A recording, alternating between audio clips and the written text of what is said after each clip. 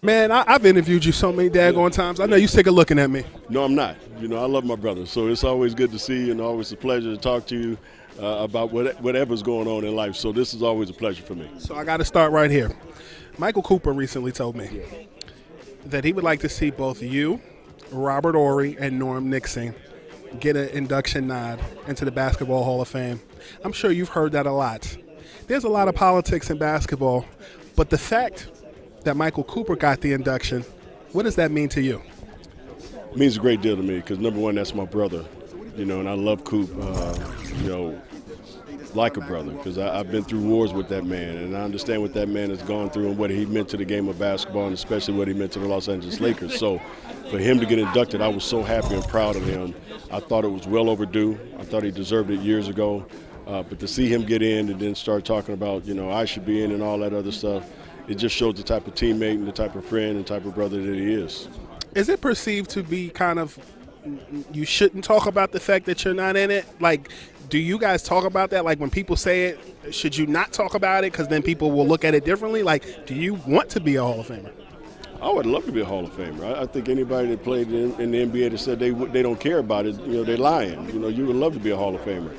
But that won't define who I was as a basketball player, and it doesn't define who I am as a man. So if it happens, it's great. It'll be a blessing. If it doesn't happen, it doesn't change my life either. You know what I mean? So we got it wrong last season when we talked.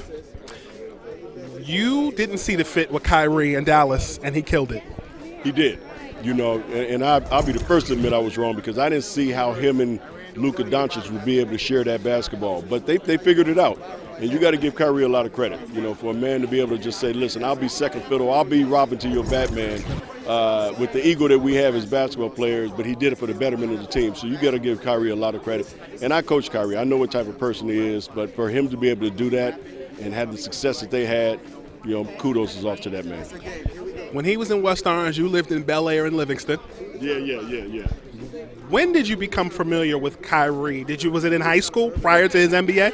Yeah, it was his senior in high school. I kept hearing about this kid. And then all of a sudden I heard he was going to Duke, which I was like, But, I was able to follow him through his senior year in high school and then follow him for the 8 and 9 games he played in college, and then obviously had the opportunity to bring him in for workouts when I was coaching in Cleveland. And just loved him as a person. I thought he was one of the most skilled basketball players I've ever seen at 19 years old. He had no weaknesses. So I knew he was going to be a great player in the NBA. And, again, he continues to play the way he's playing. He'll be a Hall of Famer. You coached J.R. Smith at a point earlier in his career. Out of guys that you coached, where do you rank him as a three-point shooter?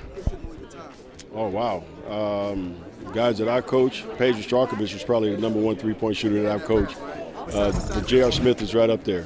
I think a guy that could just get it done on a night-to-night basis who had unlimited range, J.R. was probably right behind Peja, and so and that's big shoes to fill when you talk about Peja Stojakovic. Pete Carril was the mastermind behind the Princeton offense that you used with the then New Jersey Nets with Michael Korn and some of the other people. Why doesn't Pete Carril get the triangle offense treatment? Because that offense was brilliant. I don't know. It's a good question. They give Tex Winters a lot of credit for the triangle offense in Chicago. But, again, that's something that Pete Carril was doing a long time ago at Princeton when they just call it the Princeton offense. So he doesn't get enough credit, for what he was able to do in Princeton, the way they ran it. We ran it in Sacramento to a certain extent. Then, obviously, when I got a head coaching job, I ran it in New Jersey, and I did it also in New Orleans. So it's a great offense if you got very good basketball players that understand the game of basketball. Can the Princeton offense, are there any teams who, because I feel like you can't really use it in the NBA today the same because of the way offenses are run. Is there any team that runs a similar set to Princeton in the NBA? No, not really. It's kind of, I guess, ran its course as far as the NBA. Everything now is more isolation and high pick and rolls. So that's not what the Princeton offense is all about. Princeton offense is all about having 5 guys being involved in the game of basketball on the offensive end, and then it's played on reads. That's why you have to have a basketball IQ to be able to do the Princeton offense as well. So those days of having 5 guys involved is gone. Now it's two guys or 3 guys, and then you have other 2 or 3 guys standing in the corner and waiting for the ball to be delivered to them. I don't have any more questions. Until next time, sir. All right. Always good seeing you.